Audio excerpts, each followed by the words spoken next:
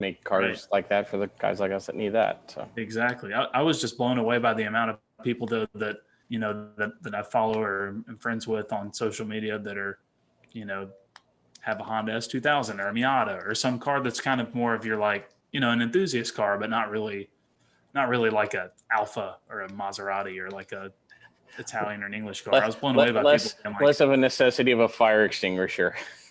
yeah, but at least you'll look good in a cloud of steam. Yeah, exactly. That's a good way to put it. Do I need a fire extinguisher? Yeah. That was my favorite thing. And my dad had a Super Performance GT40, and it had a fire extinguisher. I had a buddy that was all about. Well, I mean, I'm all about European cars. He had a girlfriend that had an Alfa, and he was driving it one day, and something happened. And I won't go into details of how he was just after the coke didn't work to put the fire out, what he was deciding to possibly do to put it out when the cop rolled up. But as he said, I looked good in a cloud of steam, you know, leaning on it with stuff licking up from underneath it. But, you know, it's, of course, they make jokes about the British cars. They probably won't even get the opportunity to have the steam come out of it. So, yeah, exactly. The first day I owned an Alfa, I drove it 120 miles to my parents' lake house. I ended up changing a fuel filter on the side of the road. But you looked good. Yeah, I did. And it was very spacious for an old car. You know, it had a lot of quirks. All the synchros were worn out, you know, totally worn out. It ran though. Those double overhead cam Alpha engines are awesome. Those little, the 2-liter 4-cylinder double overhead cam motor. Yeah. It's glorious. Personality. That's why the Miata copied all of them, because, you know, well, they got the personality aspect of it down, and we'll just make it reliable. Yeah, it worked. Well, folks, we're live on Facebook if you're joining in. I have my good friend, Mr. Doug Smith. Doug, thanks for being here. This is fun. I'm glad you're joining us. Thanks for having me. I hope I don't drop your show to new lows here. Yeah, people are already leaving the broadcast. I bet. No, I'm just kidding. Guys, if you're watching, hopefully you saw what we posted prior to actually yesterday, I believe. Doug has driven we'll go into it, and I know that of all the stuff you've done in motorsport, Doug, this is probably some of the stuff that you don't see as the most significant, but you've driven cars that people have probably seen on TV, a lot of them, not just, you know. So Audi R8, the champion Audi R8, the factory Audi R8 LMP race car, Group 44 Jaguars. So we'll dive into that, but definitely want to probe. I shared the video of you driving the Jag. I've got some videos that you sent me driving the Audi that I'll post in the comments. But I think this will be fun. So guys, if you have questions about what it's like to drive a Group C car or an Audi R8 LMP car, this is the guy to ask. So thanks for being here. Thanks, man. Yeah, it's I guess I got lucky, you know, for sure. It's they're phenomenal cars, and in just starting with those cars, let's see, with the Audi, I've now driven, I think there were 5 functional R8 LMPs, and again, we're talking the LMP car, the LMP 900 at one point, and I had driven 3 of the chassis. So the gentleman I have the honor to drive for owned at one point 2 of them.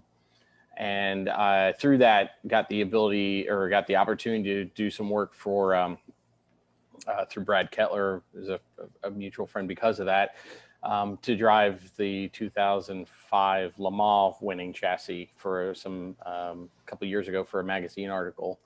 And unfortunately, much as our discussion was leading up to this about cars having problems, the ECU in that car decided not to function properly that day, and so my VW Golf probably had more power than that one that day. But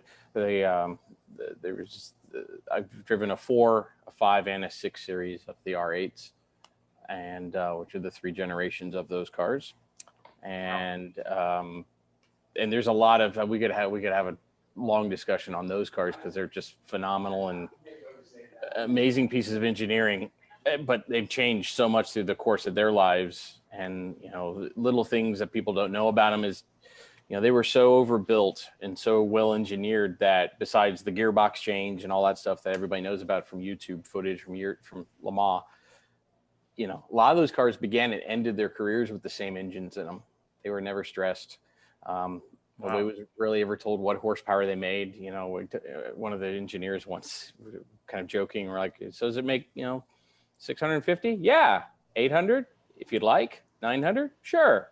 1200? Well, that was kind of the approach. They never quite ever gave you the full story, but it's, Hmm. it's very much actually a lot like an old Grand Prix Auto Union car where all the cams, everything's gear driven. There's virtually no belts and stuff. Really? It's all very mechanical, very low revs. Even before the diesels, the gas cars, which is the stuff I drove, um, probably the options have been there for my owner to get one of the diesel cars. We've kind of, it's such a complex thing. It's kind of hard to do. Hmm. But Yeah. anyway, that they were phenomenal. And and with the GTP cars, I've gotten a chance, I think, four, six different, maybe that, yeah, but probably six different GTP cars. The Jag, I've driven several variants of Spices with either a Chevy, Buick, or the Acura motor. So the Comtech Acura, that was a pretty cool little car. Parker Johnson won a championship in. I got a chance to do a couple of easy laps once in a 956 that the same gentleman that owned the Jag and the Audi had at one point, which was a pretty significant one. It was chassis 001. So that was the very first 956. Did a few easy laps in that years back. I've been fortunate That's for a awesome. guy that had a lot of ties in the racing world, being born into it. I didn't have the financial ties to help me. So I got lucky that somebody along the way believed in me and give me an opportunity and kind of ran with it. Yeah, absolutely. I want to dive into that a little bit and talk a little bit about your family history. And before we do that, folks that are watching, please give the video a like. Hit the wow face actually. And I say this all the time, but it's funny. I've done some research, and the Facebook algorithm, if you hit wow instead of like, they put it on more people's timelines. So who would have thunk it? If you know folks that would be interested in this, if you have friends that own open wheel cars or do vintage racing, maybe they're looking to restore an older car that they have. Any friends that are into the race car hobby, share this and get it in front of them, because Doug is probably somebody, especially if they're in the Southeast, that they need to know. Whether or not they're able to use his services or not, he's a wealth of knowledge on a lot of these vintage open wheel cars that we'll jump into. But Doug, tell us a little bit about your family history. I know you're originally family's kind of from the Florida area, right? Centered Yeah. around kind of Sebring. Yeah, well, actually, South Florida, Fort Okay. Lauderdale, to be precise. I was born in Fort Lauderdale. The family lineage on the motorsport side.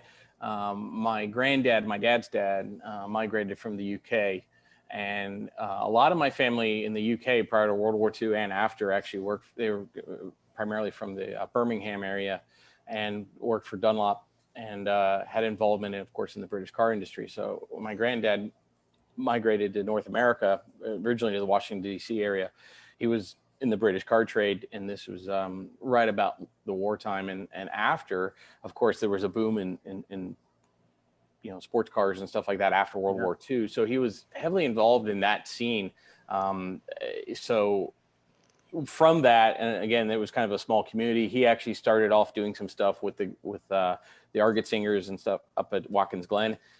There was a Legends, I think it was Legends Motorsport was the old TV show on Speed Channel back when we all used to get a real Speed Channel.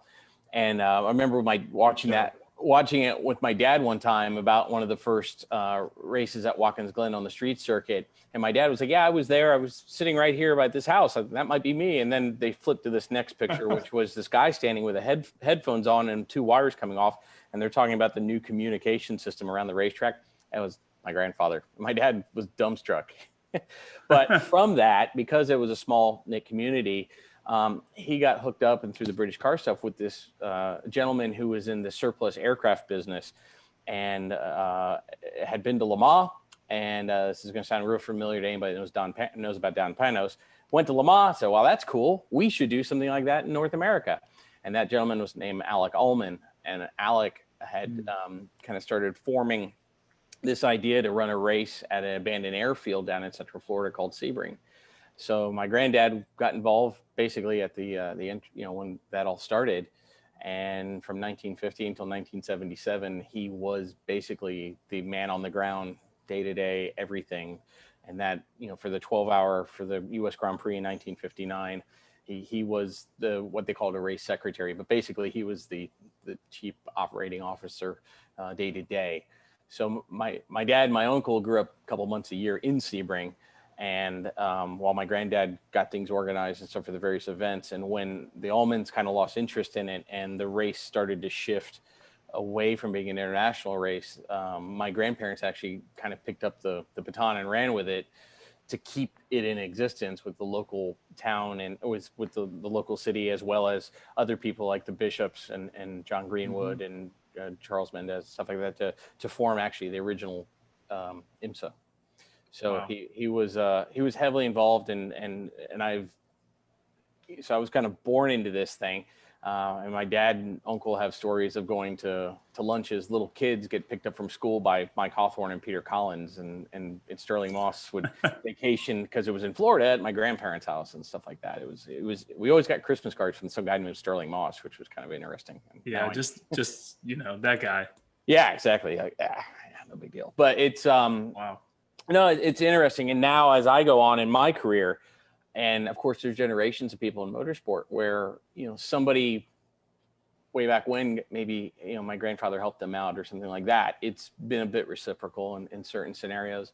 And, the first time I drove the Jag, which was, by the way, a car I absolutely idolized growing up in the mid 80s, through the 80s and into the 90s.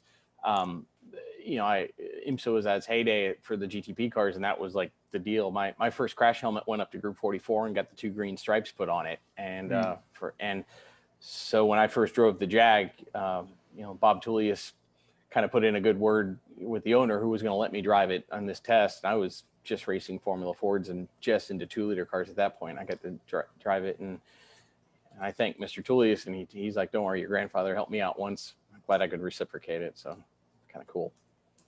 That is, I actually got chill bumps when you were explaining the whole how your grandfather's involved in getting Sebring started, and that's pretty serious stuff. And I've read a lot about, obviously familiar with Mike Hawthorne, the Allmans, the Bishops, John Greenwood, obviously the Greenwood Corvette. Yep. These people are really foundational in kind of creating modern, sports car racing in North America. But I think it's really cool to start with the end of World War II. All these GIs that were in Europe probably got exposed to these MGs and Austins and whatever else they got to drive while they were running around their base in the UK. And they wanted to have that wasn't really available in the US, right? We had Packards and, we had Fords, and we had large pieces of steel. And and again, a lot of the European manufacturers. I mean, you can, whether it's the English ones with, like you said, MG or Jaguar, which was relatively new at that point, to the German, like Porsche, that all came about. Ferrari, they all came about right about that same period. So there was quite a melting pot. And SCCA was a totally different thing back then for those, for doing the setting up the events and stuff like that than it is now. But it's it's cool. I think it's important to know where you came from, to know where you're at and where you're going. And as I've been told before, I've got a lot of useless knowledge on board. So yeah. I think it's cool. And I love hearing the generational component's really cool. And I'm sure there's folks watching that can identify in there, what you do in your life, your career, your business, where you live even. I have the same benefit of living and growing up here in Birmingham. I have a family that grew up here, and my grandfather's from here, right? And there's people that I meet around town. My grandfather was in banking, and I meet people that knew him, and they have that predisposition to treat you well because they were treated well by your family. And that's really cool, especially in the motorsports world, where you need to have that kind of deftness and ability to get to know people with the right introduction. And that's an awesome thing to have. And it could easily be the other way around. Your family could have easily treated people poorly, and then you would be sitting there not knowing what's up. Hey, hang on. He owes you money, not me. Yeah, it's no, exactly. And it's, if nothing else, it's and my grandfather was a very, he never seeked the limelight. And my uncle is very much the same way. My uncle did racing up through some Camel-Lite stuff and some GTP cars and stuff like that.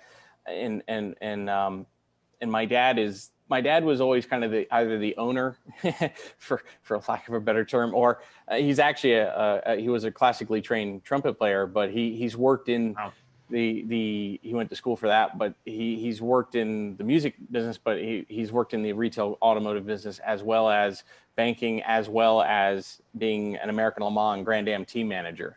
So he's kind of, and it sounds like we just can't hold jobs down, but I've done all that too. And well, maybe not the trumpet thing, but but with that, you try not to make enemies, right? It's a small world. And hopefully that's the case from generations past. So I've been lucky, on that front. Chuck Hawk says hello.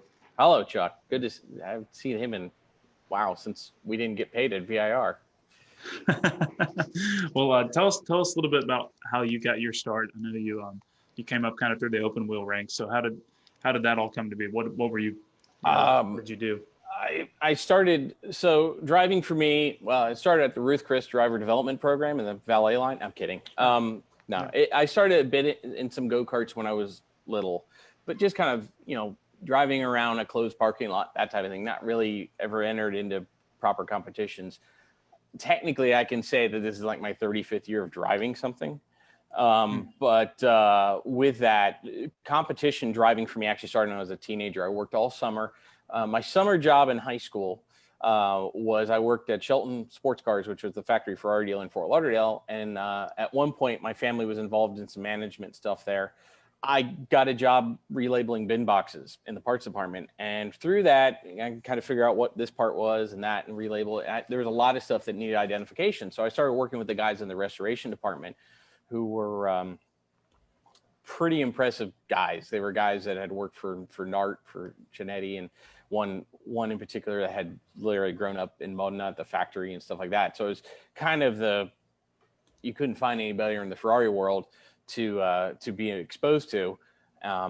Anyway, so I kind of worked there through the first couple of years of college and did some work looking for parts and things like that, which, as you can imagine, some of the stuff we worked on is a little hard to actually get people to give up pieces you need and stuff like that. My racing career started because from that summer job, I bought a go-kart from actually the fellow who I'm restoring a Formula Ford for right now, who's one of the owner principal's sons.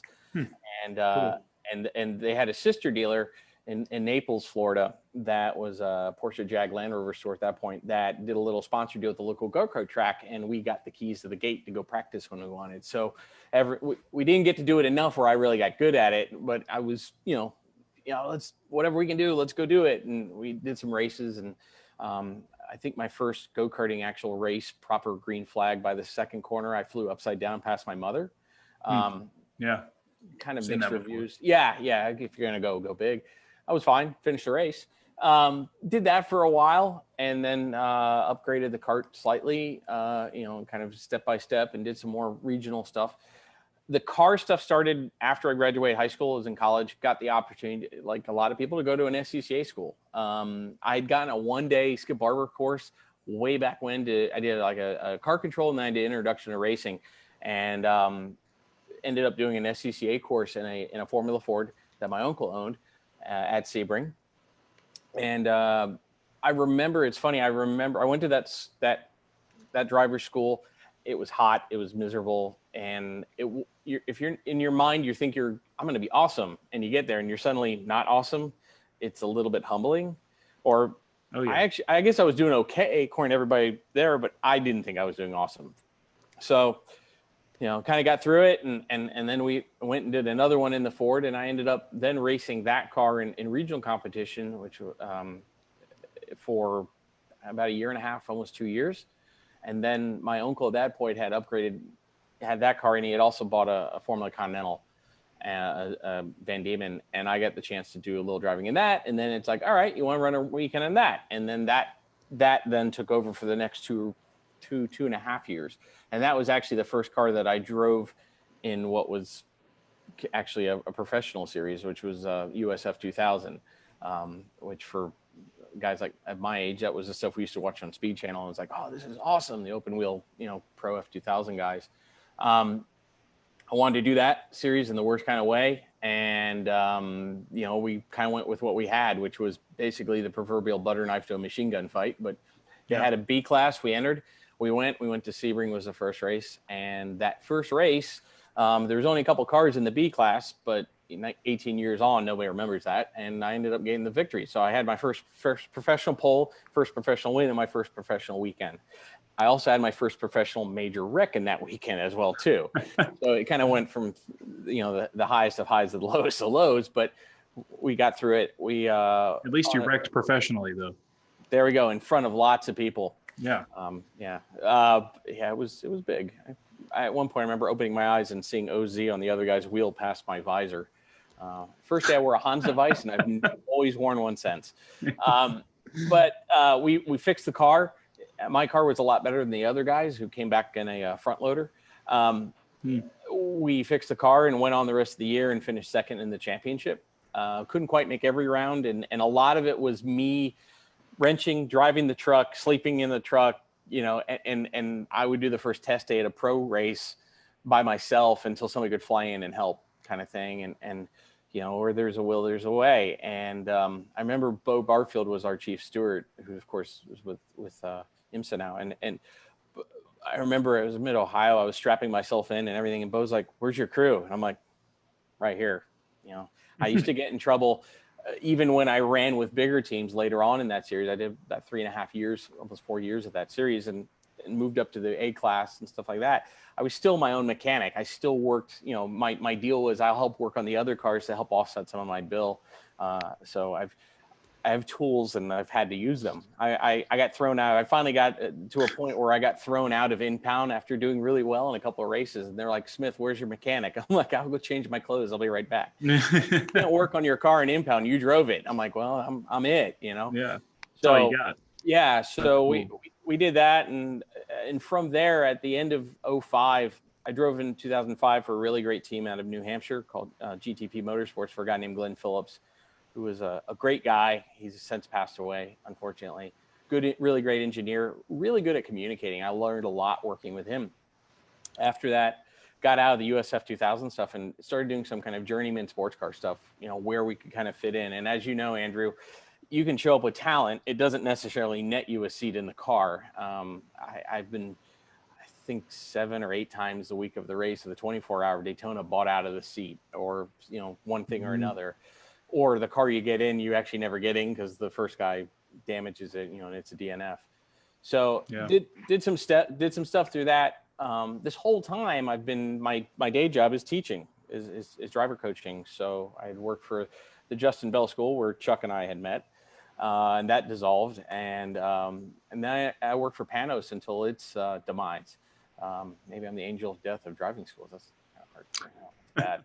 Anyway, and then from there, I took a little break. I went and did some team management. I was actually the manager at Fall Line for a little while in 2010, and didn't quite do the whole year, but we finished out with a championship. So I kind of came in midway through, and absolutely nothing to do with me to win that championship. It was the guys working on the car and the guys driving it. I was just kind of making sure everybody had a hotel room and made their flights. But how to do it. Yeah, sometimes it's a challenge, especially after you do well on a weekend. Yeah. But and I was doing driving coaching. I was working at Panos, like I said, and then the last couple of 10 years or so, I've been with the Porsche school in Birmingham, where you and I have met, as well as doing coaching in various series, whether it be in Historics Trans Am series, IMSA Cup, IMSA Lights, and the list goes on. So there I am. Awesome. That's a really good story. And Eric Myers, a good friend of mine, he chimed in and said, "Cool story." Eric, I'm sure you probably crossed paths with Doug at some point in Grand Am. Eric was running his own Grand Am effort, running RX8s and ST for a while. Andrew Pinkerton also was wondering about rental car antics. We'll have to do a separate podcast for that. We'll have to do a separate, There's some stuff that hasn't settled out yet, and yeah, we got to make sure that all the time or proper amount of time is lapsed on stuff. Yeah. Wait, there's 4 or 5 years. Some of that stuff's already on another podcast. We don't want to overlap. No, Yeah. no, I didn't tell the story, but my name got mentioned. Yeah, it happens. I think I know which other podcast you're talking about, and I need to go back and listen to that episode, because I should have reached out to you after I heard that. But that's good stuff. But what a cool story. And I remember reading an article about you when you were doing the 24 with the 50 plus team, the Highway to Hell Daytona prototype, which I'm sure has all sorts of stories. But was that the most recent time you done the 24, or was that your? Yeah, that was actually, that whole thing came about. So I've done the classic 24 every year of its existence for HSR, of course. And I've been fortunate enough that through that 24 hour that you're talking about came along right after the first time that we actually won that overall. So and that was one of the Audis, and I had this, it was, I think mostly due to my co-driver, who's a little English guy, and first name's Andy. So he might have done a few other things, driven a few other cars back in the day. So he might have done. Yeah, he might have recently almost gone 305 miles an hour. But I was actually in the shop working and I was, every year I've gone to the Roar for about 15 years, and try to put a deal together, and you get close, and I thought a couple of times that, hey, I've got a seat insert being made, or they're making me a suit, I'm in, and then some guy shows up and I'm like, I'm out, I'm gonna go cancel my hotel room. So or I become the spotter or something like that. I've done that a couple of times. I was like, well, I'm here. I did do Brumos's last 24 hour as a spotter for Hurley and stuff. Oh, that's cool. Yeah, it's definitely entertaining. Long night, really long night. But anyway, so Andy called, my phone rang, and it was a UK number, and this is Andy Wallace we're talking about. And he's like, mate, what are you doing? I'm like, oh, I'm finishing stuff up. I'm gonna head down to Daytona. He goes, right, all right. So this team owner just called me, and basically he's like, are you ranked? And I was like, yeah. At that point, they just started the nonsense driver rankings, and I forget what I was, PVC or like soggy copper. Yeah, something just not Chinese wood. PVC. And petrified wood. And I was like, yeah, it was bronze or something at that point. And I was like, I'm gonna go down. He says, right. He says, he's like, there's a PC car that called me to drive, and I told him I wasn't going to do it, but they'd be an absolute daft fool if they didn't talk to you. And I was like, oh, okay, cool. So I was going down there anyway, so I went down and chased this car owner down, who really didn't want to give me the time of day. But I was just like, hey, and he looked at me, he goes, I don't know what you did to get a guy like that to say what he said about you, but he's like, nobody knows who you are. I don't know what to tell you. And to be honest, I think you're too old to be chasing this. It was, okay, cool. Yeah, no problem. I've been turned down by better looking than you. I'm good. Thanks. So I started actually heading out. I figured, kind of looked around. Everything looked a bit bleak. I was like, well, I'll go get dinner and, just kind of ease on home tomorrow. So on the way out, of course, they do that heritage display of the vintage cars. Yeah. And I was walking through a bunch of the people, of course, I know through HSR and SVRA that were there. And I was just saying, hey. And David Hinton, who's the president of HSR, came up to me. And I've known David since I was very short, meaning a kid. And he's like, hey, did Jim talk to you, Jim Pace? And I was like, no. And he goes, all right, wait right here. I'll go find him. And he disappears. And about a minute later, Jim walks up. He goes, oh, good, Doug, you're here. Did David talk to you? And I'm like, no, he said something about you wanted to talk to me. And he's like, oh, let me go get him. So kind of sitting there waiting. So that was the year that the 50 plus car in the Roar test had a blowover, right? And actually, I take this back. I wasn't there for the Roar. I was actually there for the race week. I got in there like Monday or something. I could make the Roar for the first time. Anyway, so the car had gone up in the air, landed on its roof, slid along, and the car owner was in it when that happened. So the car went back. Remind me his name, the guy that Byron DeFore. Chattanooga, Tennessee, right? Exactly. The Chattanooga Motor Festival is his brainchild. So among other things, he's a cool dude. Gotcha. He was kind of getting back into it after having a major moment, and he wasn't sure how much he was going to drive. So they had said that they said, well, this is kind of what's going on. It's going to be it's going to be Dorsey, Schrader, and Jim Pace, and Byron and David. We think we might need a middle of the night guy. And everybody kind of thought of you because you had done a good job in the Audi. And I think it's because you arrive at a point in your life, Andrew, where you're old enough. They're like, he's not going to do anything stupid. He's got nothing. Yeah. So Won't break anything. Right. So I was like, kind of in disbelief, like, wait, I've tried this for 15 years. And nothing has really it's gotten close. And I drove cars in that, exhibition and other races, but not in the actual 24-hour. And they're like, you got a license? I'm like, yeah. And I was like, they're like, well, let's start some paperwork. Oh, okay. And I had to go get an 8860 helmet, which I had to buy at the track. So I explained that to my CPA the next, right.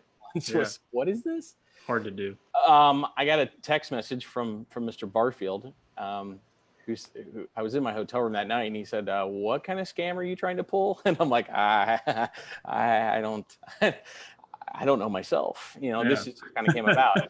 So this whole thing came together really quickly. And I actually had to borrow John Lewis that we teach with it. I had to borrow his 8860 to do night practice because mine wasn't ready yet. So I went, Kevin Doran was running the car. It was a 50+ car. Clearly I got a really good fake ID that made me a lot older than I am. Not by much, a little bit. Kind of screwed the average mean up on that. Just to hear. And I did my minimal night practice laps. And it was kind of an honor, to get to do the race, but it was cool to do it with like a guy like Kevin Doran and Doran, that team Motorsport, Doran Racing running it, because I mean Kevin's got an amazing history in the sport with Holbert and Moretti and all the other things and overall wins and stuff like that. And at the same time, he's kind of a no nonsense guy. So there was more than one time where you've everything to lose and nothing to gain. Do I make myself clear? Yes, sir. Yeah. So anyway, the race started and I didn't get in until well after midnight, and I ended up doing, I think, a double and a triple or something. I got out for about an hour and a half, got back in and went to daylight kind of thing. I did a lot of the middle of the night stuff. And, we had our problems early in the race. So we were down. I think Dorsey had some debris cut a brake line. So that took a while to fix. And we were many laps down. So it was kind of like fighting our way back up. I know I got a picture behind me that a buddy of mine gave me of the car at night, and it they had the number plates that said position, and it's got 14 on that one. And I know he sent me another one later on when I got out of the car, and it was up to 9th in class. So I was still a billion laps down, but I was like, all right, just kind of kept plugging away and avoiding stuff. And it was one of those scenarios I'd worked hard for it. My dad was there with me, and I remember he walked back. We were walking back from I was sleeping on the floor in the RV, and my phone rang and said, report to the pit. You got another stint. We're walking back, and I looked at my dad, and I was exhausted. And if for those folks out there, if you've never done a 24-hour race, I don't know too many guys that when you do them in the middle of the night, look at the scenario and go, why am I doing this? This is stupid. But then ask them on Tuesday after the race, would they do it again? And it's always a yes. Yeah. And I had that conversation with my dad, and he says, I'll ask you on Tuesday. I'm like, all right, fair enough. And we finished. We had engine problems. They kept turning us down on power and stuff like that just to keep the thing going. And that car it was on steel brakes. It wasn't on carbon brakes. It was, it was kind of it was an older version of that last era of Daytona prototype kind of. Exactly. Yeah. But it got the job done. And I had driven a couple other Daytona prototypes before that. And comparing it to some of the other cars I'd driven, they're a bit different. Putting it nicely. But you know what? It got me in the show, and I did it, and I can, as I say, you can never take that away from me now. So I'm happy I did it. That was actually the last kind of, I am employed for the historic stuff, but the last professional race I did. And after that, of starting to change in life, of getting married and now having a family, having a daughter and stuff like that, priorities shift a little bit. We're, as things go through racing, there's aspects of it I miss. There's other aspects I'm good. I don't miss some of the stuff that's going on now, I think, so in the professional realm. But it was cool to get to do it. Absolutely a check mark. My only wish in my professional career is I got to do the 12-hour prior because of my family's involvement. I did 12 years of run-up races of the entry level races or something, the opening acts for that race, but I've never gotten to do the 12-hour. Would have liked to have gotten to do that, but beggars can't be choosers. That's pretty cool. And to share a car with the guys like Dorsey Schrader and Jim Pace and those guys that you're doing a lot of HSR stuff with, that's cool. I mean, and it's fun. No, absolutely. And it's funny. We were talking, I figured out that I've driven with most of Dyson Racing at one time or another due to historic racing or that, between those guys and Andy and Butch Leitzinger that I've driven with, and EFR. And, I was like, man, I'm, other than Chris and Rob, and I used to work with John Paul Jr. So I was like, I pretty much got, when I was really little, I knew Drake Olson. So I was like, I've kind of got everybody in the mix there somehow. So, but that's cool. You've been able to compare yourself with some of the best drivers in the entire world in many instances. So, and I'm not necessarily saying I'm just saying that's really cool. That gives you a lot of confidence, right? Well, I always went into my racing career with a bit of it, probably didn't get further in it because my attitude of not a naysayer, or being pessimistic about it, but I always found that egos would get you hurt, either physically or reputation wise. So I tried to stay away from really being, cocky about anything or what have you. And, I just kind of get and do the job and stuff like that. I've had a couple of compliments. Kevin Doran gave me one recently. I got one from Andrew Marriott last year at Daytona, and Andy told me, we were actually, he and Butch are tremendous guys. I've gotten lucky to drive and win with them at Daytona in that Audi. We were out having some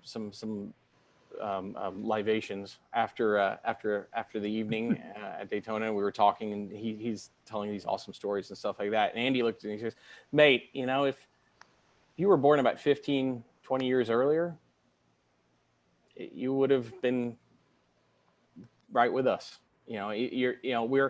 I'm fortunate that I have been given a bit of an ability and stuff as I get older. I wish now I knew back then what I know now. When I was doing F2000 when I was a kid versus what I know now, probably would have gone a little different. But in driving these big cars with these guys and stuff like that, we can all match pace. We all come in and give pretty similar feedback. And I still look at it like, no, there's no way. Why should I be here? Versus, you know who that is? But I'm fortunate that somebody, believed in me, and that, Jim Rogers is his name, that runs our historic program, and gave me a shot, and basically told me when I was quite young and I'd say naive and probably foolish, he said, hey man, this is, here's a job for life until you mess it up. And knock on wood, I have had one incident last year at Daytona, which I'm still going to blame on the other guy, but anyway, we haven't really damaged too much of the stuff, and we've done quite well. And I'm surrounded by great people, as running a team and stuff like that. It's not one person that makes the show happen. It's the whole chemistry of everybody. So whether it was, the guys that run that program that are pretty much all the ex-champion guys, and before that were with Jochen Rohr and various teams, to guys that I've worked with. My dad was with Bell Motorsports with Jim Bell and those guys, and we ran stuff in American Le Mans and Grand Am and stuff like that. To be surrounded by people like that, and growing up and now doing this sort of stuff with with GTP cars with the likes of Bob Tullius and Group 44 and the people I looked up to that now call me by my first name, which is still surreal. I'm extremely fortunate for a guy with not a lot of money. Mom and dad did mortgage the house to buy one of those Formula cars, which I did. We did get paid back off. Okay. I did pay it after about 10 years. I paid it all back off. Oh man. Wow. But that's intense. I can't relate on that level, but that's really cool. I mean, I had a similar kind of scrappy racing story, had a little bit of financial support, but compared to what we were competing against, it was negligible, so I probably was one of the only guys driving the rig to the track, in the paddock that was also driving the car. So I can identify with that. you know, you'd pull in and you're parking the rig and they're telling you what to do, and all the other guys have beards and are gruff. You know, they're the truck driver. You know. Did they ever ask you, are you here with the groundskeeping crew? I had that one because our trailer looked like a lawnmower trailer that the Formula Continental went in. I remember pulling into Mid Ohio, and the guy was like, "Are you with the groundskeeping guys?" I'm like, "No, I've got a race car in here." Like, "Oh, it's little." I'm like, "Thanks." It's little, yeah. Going in. I get it. That's really cool. I want to jump into a couple of things before we wrap up here. But one, you know, like you said, we met at Porsche working here at Barber at the school, and I remember jumping in and learning the ropes from you, and you kind of taking me under your wing and being like, "Look, kid, here's what you need to know," and doing lead follow with you and spent a lot of time with you on the skid pad.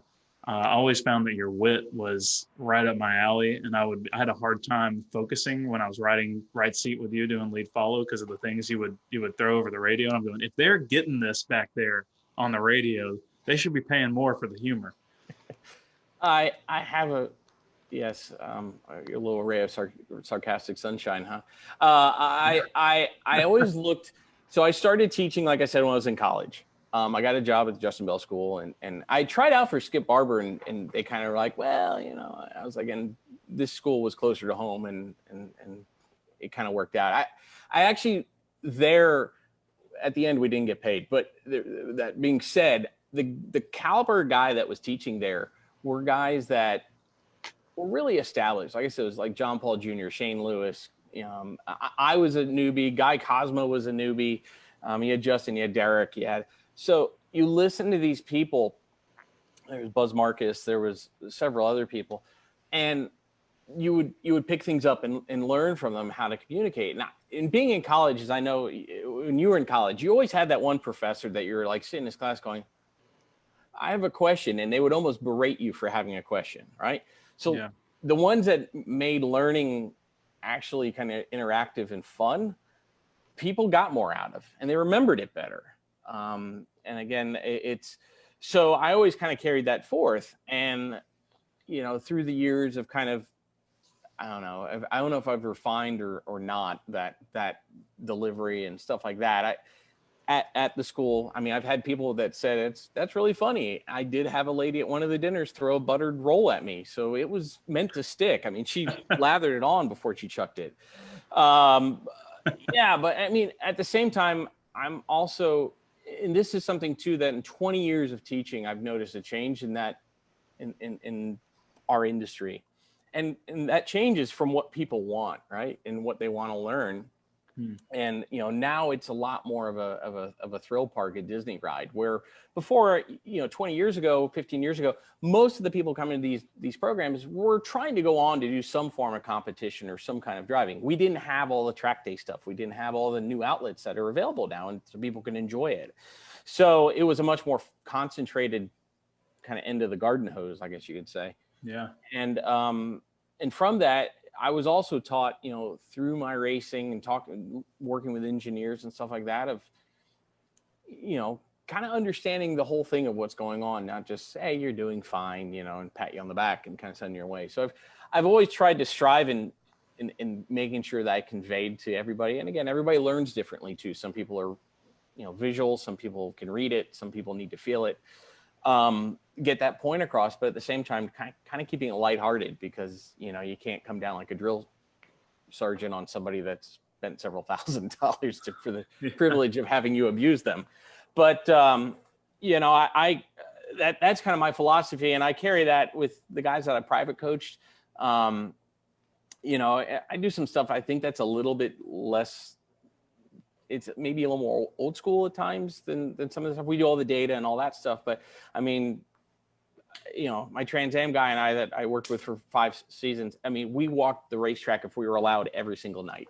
We would look at different things. We would talk about different things, just look through different scenarios, kind of get everybody to think through the whole thing as a whole package, you know, from the car to the engineering side of it to what are you thinking about mentally and stuff like that. So, and at the same time, cracking a lot of bad jokes and pointing out the obvious. Yeah. Right. I think the track walk's almost a lost art. And this is something I've spent a lot of time talking. Actually, Eric Meyer, who's on the show with us, runs the NASA Great Lakes region. And they have you would appreciate what they do, because I agree with you. The industry's I've seen it even since I've been involved. I've only been involved since 2010. Go from racing schools being racing schools to fully focused on more of an experiential component. It's a little harder to sift through if you want to go and compete. But I think there's some folks that are doing things in the industry that are making wheel-to-wheel racing something that will last for generations. And, and I'm seeing some of that active work being put there. But Eric does that with their HPDE program. You get in there because you want to drive the cool car you have on the track. Sure. And Eric makes you declare a major on day one. He's like, hey, do you want to race? You want to do time trials? What do you want to do? Tell me right now. That's going to determine what track you go on. And but they also do track walks, a lot of them, which is cool. That's good. I mean, and again, it's just there comes a point where pounding around laps is not actually accomplishing you anything. Sometimes if you're there to actually learn, and again, when you're into entry level programs, it's a little different than when you're in more advanced style programs and stuff like that. But from what the people maybe already have, we've also experienced that where the people have been through umpteen things and like, did you ever listen? What's going on here? But you'll always know where you stand with me.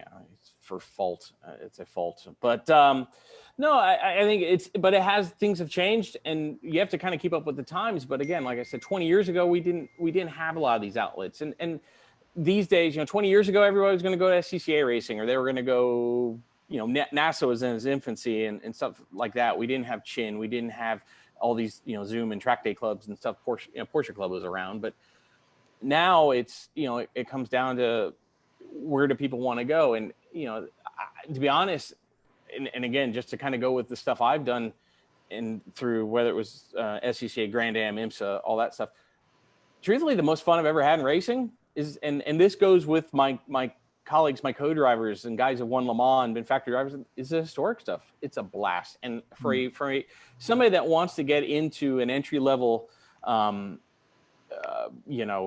competition scenario, it lends itself to helping you hone your skills. They've kind of got it's a little less, dare I say, condo commando than things like Porsche Club. Sorry, everybody. It has its way of kind of self-policing. It's a good place to go learn racecraft. It's a good place to get a lot of stick time. And you're going to be out there with some pretty interesting cars that you probably don't want to get, we can run close. I mean, it's not that people are driving around waving, at people and eating, little sandwiches or something.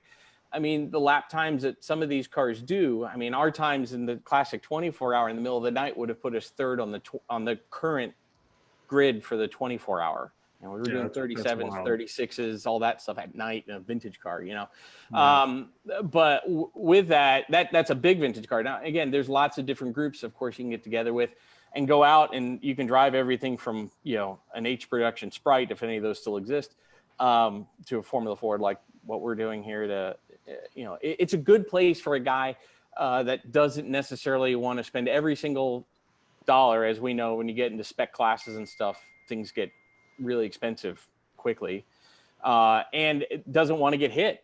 He wants to get track time and learn. So, but there's, using the various tools that we have now with the data and the stuff like your Apex Pro and the cameras and all, it just bumped up that learning, curve so much more than we had 15, 20 years ago. Yeah, absolutely. Well, the first probably 10 green flags I ever took on the racetrack were in vintage racing. Actually, I did the VDCA, I think I raced with them, and then ran the MIDI. Had an Alfa Romeo that would usually start the race, didn't always finish, very questionable. Had some good scraps in the middle, sounded great, looked great. It was a lot of fun. Driven a bunch of 944s. Sure. Obviously, which we have the shirt on, which is an awesome entry-level vintage car for folks that are in that world. But I think that's really good advice. Because I think vintage racing there are really competitive elements of it, and you can kind of do what you want, and the experience is great because HSR and SBRA, those guys really take care of you on the weekend. They make it fun. They make the weekend a weekend. It is the whole Goodwood idea carries over, and actually there's quite a bit of cross pollination across the pond with those and the things like the classic Le Mans and stuff like that, classic Spa, but they make the events an event. And that's cool too, because to you or I, heading out the racetrack all day long and whatever is the norm. We're both married now, so there's a family aspect, and you've got to kind of keep a balance there now. So they have things there too that kind of keep the whole family a little bit more entertained. I think it's a great avenue, and that's something that, as certain other forms sometimes take a little bit of a hit, that seems to stay pretty strong, and their car counts for the most part, and you can run almost year round with that. Yeah. Yeah, absolutely. That's super cool. We might have to do another discussion just about vintage racing, because I know there's a lot of folks that get into this, that want to get into wheel-to-wheel racing, but they would like to have that security that kind of comes with vintage racing, as far as, you're not out there to hit it. You're not out there to put the knife between your teeth and absolutely do whatever it takes to win. You'd run over your mom, Schumacher style, whatever it takes. I'll take the other guy out, right? You're there to enjoy the car. You're there to enjoy the experience. Yeah, you're there to preserve the assets, and at the same time, if you do well, you get nice watches and cool stuff like that too. So there's a bit of, it's not a plastic trophy. Champagne. But yeah, well, yeah, I don't know about that. But still, but again, with the car clubs and stuff like that, I still think, and going back to our stuff at the school and other places, that we do, I think it's important that people, with all the computers and stuff we have in cars, and the car really kind of cleans a lot of the ugly up these days, especially a modern car, these modern super level cars, high performance cars. But again, to be able to, as a driver, develop, and to see people develop where they can start recognizing the problems before that stuff actually is stepping in and stuff like that. It's a matter of kind of, you've got a crutch, but we don't want to use it kind of thing in driving. And that's another change too that's come along in the industry. Is Absolutely, and it's become prevalent in professional motorsport as well. And I still think the fastest drivers, or the most complete drivers, are the ones that understand. Not only do they understand those systems, but they can intimately understand the chassis before those systems intervene. And I actually had a customer she was sitting in my office today, and she said she has a GT4. Porsche GT4 street car, and says, "Andrew, I want to learn to drive without the nannies on." I was like, that's awesome, because most people they don't even recognize that they're intervening. Exactly. And she wants to get ahead of the curve. And I think that's where vintage racing is really, go get a Miata and go race HSR, right? Yeah, you can do that. Or SVRA's got an entire class for the original Miatas, because now they're over 25 years old. There's a class that can kind of fit everything. And vintage racing or historic racing, I think it's actually kind of become obsolete racing. Technically we ran the R8. So the first one we ran, the second generation was still actively being campaigned. So, it was literally like a year or two old, and a lot of people were like, that's nonsense. You can't, it's like, it's old technology. Right. And right. Would you like to see it here or not, kind of thing. So, but with that, I think it's a great avenue. But again, there's all the other groups. You mentioned NASA. I've only done one NASA event, which was the Thunder Hill several years ago, and they seem to do a pretty good job with that. There's a lot of good groups out there, and again, the SCCA I think the SCCA, certain scenarios they're still doing fine. Other scenarios they're a little behind the ball and or a little behind the eight ball on stuff. But hopefully they have such a deep history in our sport in this country, they can kind of resurrect that a bit. As a Formula car guy, I don't kind of dig always when they're like, they cut, the shortage, they shorten the Formula car guys or something like that, because, if you don't like it, buy Miata. Like, sorry if I offended somebody. I've raced Miatas too. I have nothing against them. We're all racers. We want to race if the opportunity's there. Yeah, absolutely. And open wheel racing is really racing in its most pure form. If you haven't driven an open wheel car on the track, it's very unique. It's very similar to riding a motorcycle or something that's very authentic. If you can go quick, so like a Formula Ford, a 1600 Formula Ford, no wings and a tire that promotes some slip angle and stuff like that. If you can go quickly in that, you will be able to go literally quickly, pretty easily up the ladder. It really is a kind of a razor edge of, what to make that car go as good as it can. Everything's got to be just right, and it's very small feel, in incremental changes. And from it, people like me that are also kind of mentally challenged, and from the standpoint of I enjoy the engineering kind of, of this, and trying to kind of figure that out as well. It is an infinitely adjustable car. So, you can really do quite a bit, and where you're not trying to trick things out of it that, like in a sedan, it's kind of doing counterintuitive things to what it was designed to do. Yeah. So, you know, with that, you're short. You've got short runs because you got small gas tanks. But you know, it's what it is. Yeah, Air absolutely. conditioning works great. I mean, it's nice Yeah. and cool. Yeah. Beautiful. Yeah, yeah. That open top AC is about as good as it gets. Chuck Hawks is on here just laying it in a slew of comments. And Chuck, I'm sorry I missed some of your early questions, but he was just reiterating we're definitely in the entertainment business as much as the performance driving business. He was asking if you were bit by a vampire because you look the same as you did 20 years ago. Yeah. It's yeah. I roomed a lot between last time Chuck saw me and stuff with Nick Finelli. He'll know who that is. So. Yeah. No, Chuck and I worked a lot at. We did a long-term deal at VIR and stuff like that, and I think he had a Corvette at that point, if I remember right. And yeah, good dude. Awesome. I met Chuck at the Instructor Summit event this past year. We had dinner together and traded some stories. Wendy Moritz just jumped on and says she always wanted to drive a Formula V. That can be a reality. They're not very expensive. And Andrew Pinkerton was on here a while ago, and that's how he started in a Formula V. I remember it. Remember him losing a wheel at Roebling Road. We might have to. Yeah, that one you should bring up with him. He'll tell it better, I think, than anybody. But apparently, he was big for everybody nearby. Quite an event for the crowds. It's really that's part of the reason motorsport's a lot of fun. You never know, that can happen. Doug, I really wanted to. I think we probably need to start wrapping it up, but I wanted to go into asking you about the data system that's used on the Audi and some of that stuff to learn what's going on there, or maybe just for the people here that are interested in that, if you could do like, less than a couple of minutes on that. I know it's a big topic. It's actually going to be really easy. Really? Because I'll start with the one in the Jag, in the GTP car. That one has got all these round dials on the dashboard, and it's the guy sitting in its butt that's giving the feedback. There is no data system in it. And as for what's in the Audi, actually what's in there, it's a Bosch system, but it is not a system. Is a system that's primarily made for vitals and things for the car. There really aren't. There's nothing in it. The way we run it, which is how it was run as a factory, as for driver channels, it's actually all vitals and things for the engine, and it's got all kinds of little chips and cards that they pull out and plug in. Actually, up until a couple of years ago, we weren't even actually allowed or able to do that.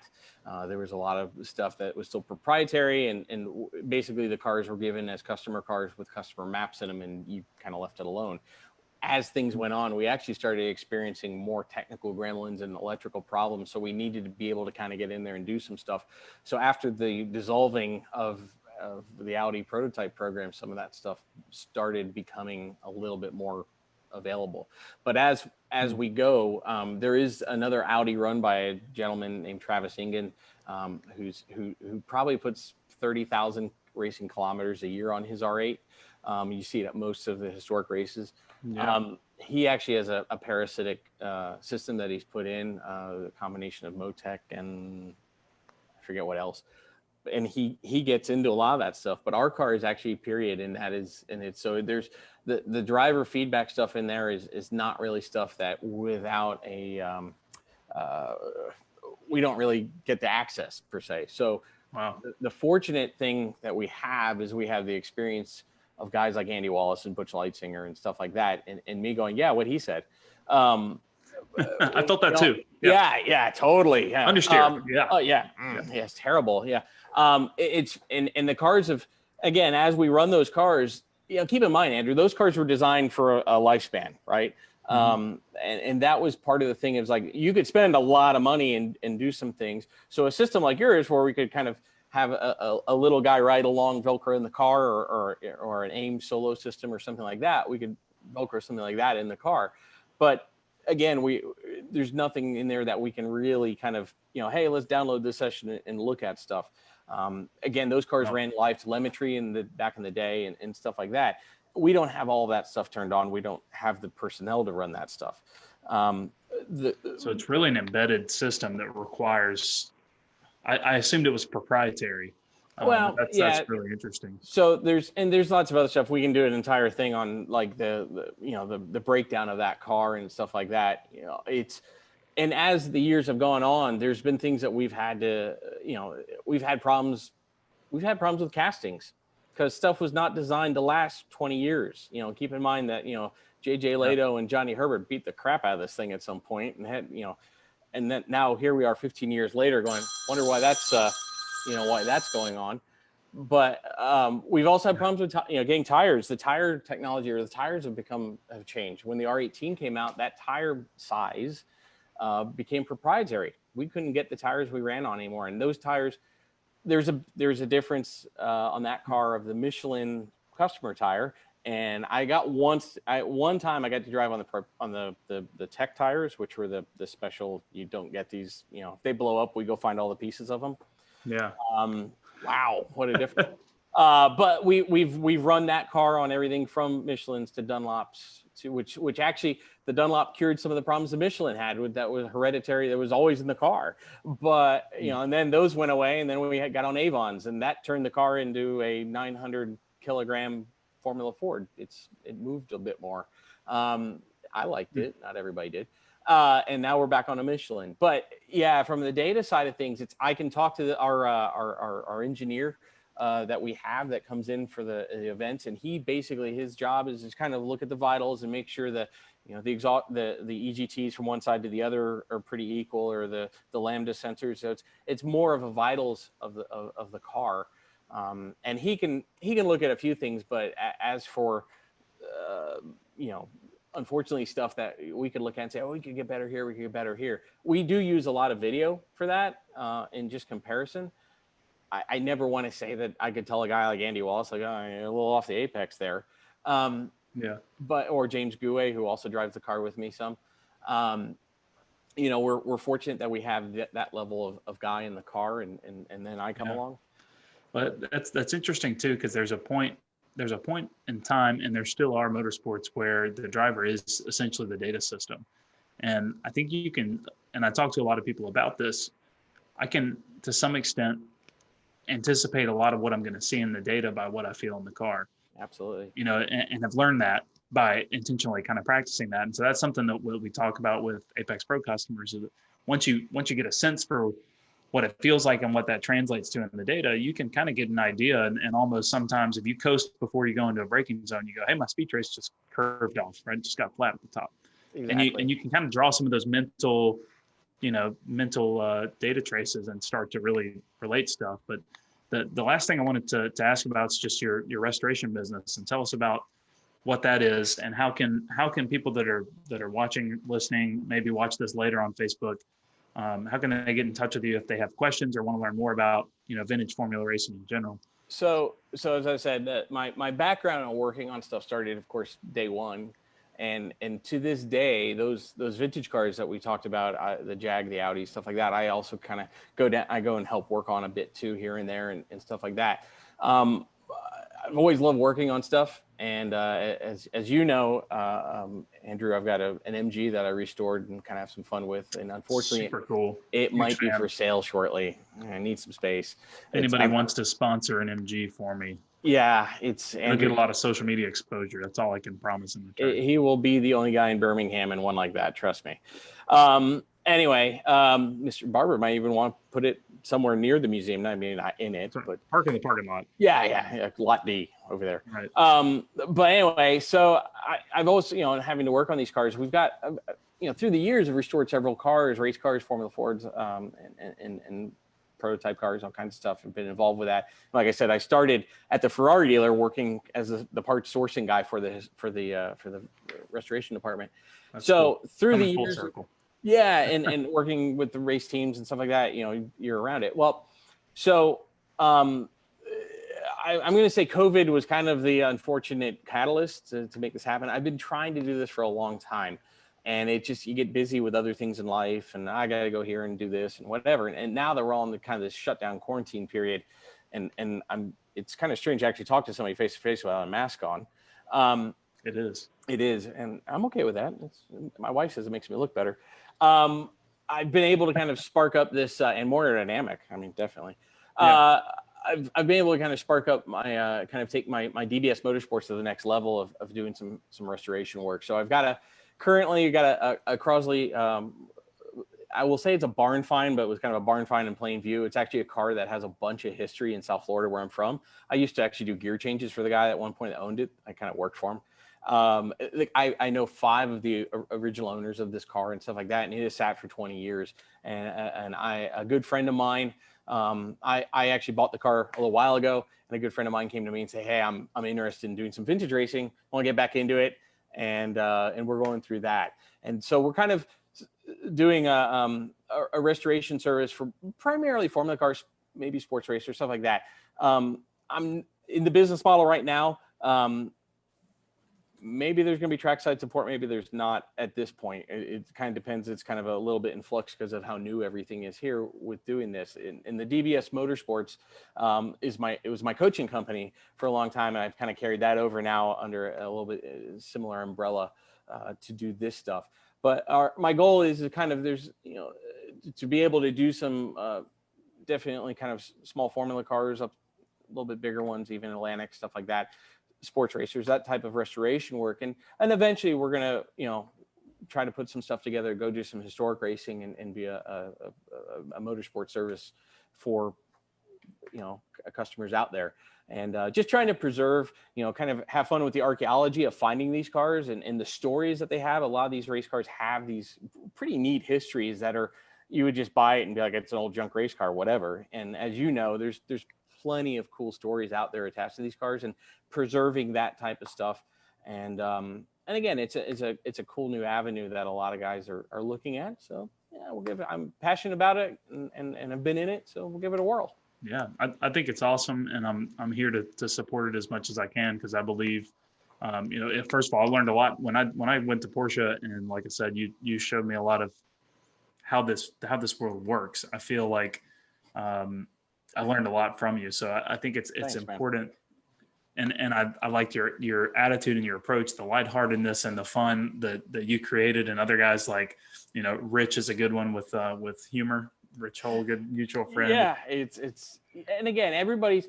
I will say, and again, it comes down to just like running a race team. You've got to have the chemistry, right? So putting the right people together to do the job, and you're going to have the really serious guy that doesn't have a lot of humor. You're going to have the serious guy that has some humor. You're going to have, well, hopefully we don't have the guy that doesn't have either. But yeah, it's a good mix, and we all come from different backgrounds. My Formula car and prototype primarily background. I've done a little bit of GT stuff, but nowhere near as much seat time as like you have, or some of our other guys have in GT cars. It lends a different take, right? Because at the end of the day, we're all driving. We all get to generally the same point in the same place. How we get there can vary a little bit in approach. So it's cool to be able to be surrounded by people, that can not only do it, but also articulate that and pass that knowledge on. Absolutely. Well, I'll wrap it up with, I remember taking one of the first events that I worked was offsite. Went to Philadelphia, and we did an autocross. And Andrew Pinkerton just commented, I don't think he was at this particular one, but we set up a big autocross. AC/DC concert, wasn't it? It was. It was. AC/DC. We went in and listened to their sound check. Yeah, with Axl Rose. It's not the same. No, not at all.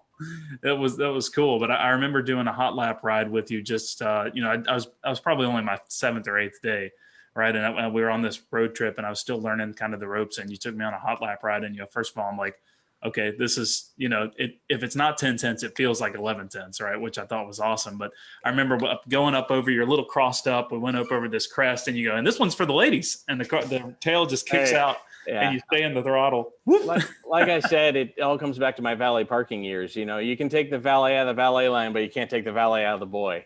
Just don't stick it in the fence. Don't, Yeah. If you mess up, admit it, and if you can avoid it, avoid it. Try not to hit anything. That's the lesson learned here, folks. Well, Andrew Pinkerton said, Doug Smith, professional voice of reason in an unreasonable industry. I think that's an incredibly good way to put it. That's could not have said it better. Good job, Pinky. Thanks, man. Yeah, that was awesome. So, folks, for all of your vintage Formula restoration needs, I know that there's folks that are watching this that have a friend that's got an old Formula car. If you're looking for somebody to take care of it, or if you just need some advice on where to go and what to do, let Doug plug you in. And I think you've got a link on it, but DBS Motorsports on Facebook. Yep. And it's the one with the kind of a helmet logo. I think there's another one in Thailand or somewhere I found by yeah, whatever. But anyway, yeah, and you know, and again, if you got a question, and like much like Andrew is, we're all resources here for everybody. You know, we've all made mistakes. We've all done a few things right here and there, and we're happy to kind of share the gospel of what we love, of what we do, and continuing our kind of pilgrimage of, dare I say, kind of the ultimate Peter Pan lifestyle of not totally growing up. So couldn't agree with that more. Folks, there's a link to follow DBS Motorsports in the comments, and stay tuned in with what Doug's doing there. And we'll have him back on sometime in the future to update you guys with how things are going with him, and maybe go through some video, learn a little bit more about what it's like to drive one of these cars. I'll also post, before we get out of here, Doug, I forgot. I was going to post a couple of these videos of you driving the R8, which I didn't share. I'll probably follow up with a Facebook post with these. But guys, if you want to ride on board with Doug and the Audi R8 LMP 900, is that the variant of the car? Yeah, and that's the white car is, I forget which videos I forwarded to you. If there was one with the silver car and one with the white car, yeah, the silver car is the very first champion racing car, which is actually was a Yost car before, and it's back in its Yost livery from Le Mans, and that car is the one that's currently for sale in the UK. And the white car is chassis 607, which is the last ever assembled R8, and that one actually, as a whole piece, the only thing it's ever really done is historic racing, but it's won 3 24 hours of Daytona Classics overall. But the motor won Sebring, the gearbox won Le Mans, part of the nose won Le Mans. You know, so it's kind of, it's got a good pedigree of bits and pieces put together. Yeah, it should all work when put together. Yeah, it was a champion spare car, and if anybody went to the Detroit Auto Show in I think 04, 05, and they had one of them glued to a wall, it was that chassis. Ah, interesting. Yeah. Was the motor in that car, are the gas motors V10s or V8s? V8s, yeah, 3.8 liter twin turbo V8. Gotcha. I knew they were pretty quiet. It was sneakily German efficiency sounding. Yeah, and making sufficient, as they would say, horsepower. Yeah, they make a little more noise than the diesel cars, but they're still pretty quiet. Yeah, that's the way the world has gone in a lot of ways recently. So we got to celebrate our old loud cars to some extent. The Jaguar is good for that. Yeah, and there's some talks that there might be some new stuff coming into the fold in our little team for the historic stuff. And unfortunately, my car owner is older and he's losing his eyesight. So one of his stipulations are for whatever shows up is it's got to make a lot of noise so he can hear it coming like the Jag. So we got our thinking caps on real hard. We're going to find something that makes a lot of noise, probably shoots flames. Really loud. Yeah. That sounds good. Maybe avoid a Shadow Can-Am car so you don't end up upside down. I'm good on that. Yeah, thanks. Yeah. I'm glad Jim's okay, but those things are that's like 3 for 3 on those. I'm out. Yeah, I read the piece about the guy that started Shadow, and I was thinking, I don't know if I would drive one of those cars. Yeah. All right, folks. Thanks for joining us. It's been great. Thanks for having me. Doug Smith, DBS Motorsports. Make sure to give him a follow. See you later.